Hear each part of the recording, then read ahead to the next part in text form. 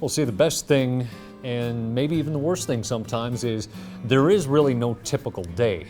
When you talk about journalism, especially television news, everything changes day to day. You can never expect a routine, especially as a reporter, a routine to get boring by any means. A typical day, I would say, if there is a typical day, working the afternoon and evenings, I come in at noon, and from there, I can be out running on stories from the time I get in right up until about 5 o'clock when we have to get things put together for the 6 o'clock news. Other days where you might be in an edit bay all day putting together a couple of news pieces that were shot the day before or shot that morning.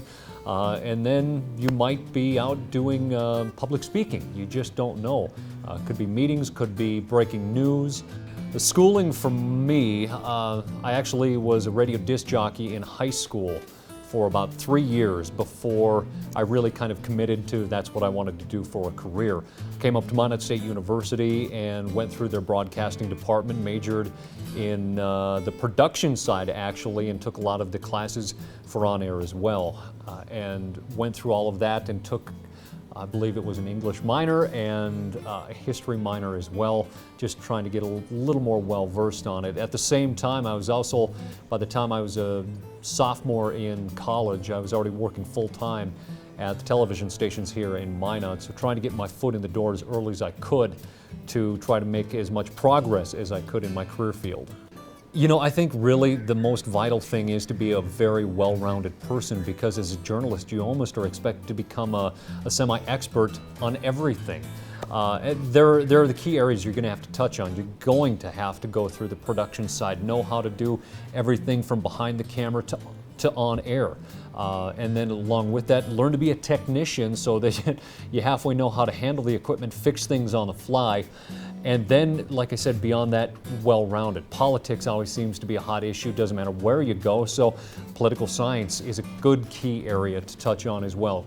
Be very well-versed in English and try to get that as well refined within yourself. I think that's, if I could actually speak here, refined within yourself, because if you aren't able to actually convey your thoughts and words and messages and be creative about it, you know, you're going to struggle. And then the creativity part. Doesn't hurt to take a couple of art classes and things like that to, I guess, maybe liven up some creativity within yourself. Broadcasting as a whole.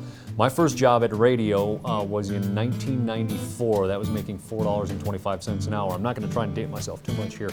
But as I got into college and got my first contract, I signed a contract for a one-year salary of $16,500 a year. And that even wasn't a lot of money in 1999, I believe that was, or 98. When we talk about salaries, they're always comparable to the market size that you're working in. Minot's market it dances between 155 and 159, I think right now. The top market, number one, is New York. The bigger the market, the more money you're going to make.